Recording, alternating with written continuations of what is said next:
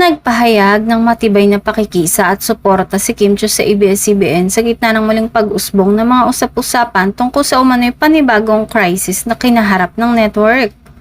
Nauna nang ibahagi ni Kim ang kanyang damdamin kung saan tinawag niya ang ABS-CBN bilang aking tahanan. Isang patunay kung gaano kalalim ang kanyang koneksyon at pagmamahal sa network na naging bahagi ng kanyang tagumpay sa industriya. Kasunod nito, naglabas na rin ng opisyal na pahayag ang ABS-CBN kung saan inamin ng pamunuan na dumaan sila sa isang seryosong pagsubok na halos magdulot ng walang pagsasara ng kumpanya. Bagamat hindi naging madali ang sitwasyon, pinili nilang harapin ito ng may tapang at determinasyon.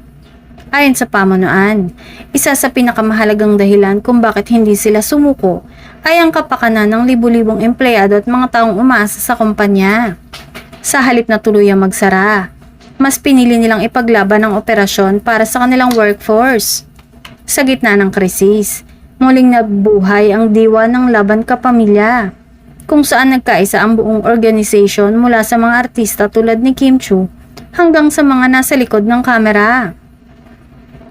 Sa huli, nananatiling matatag ang network sa kabila ng mga hamon.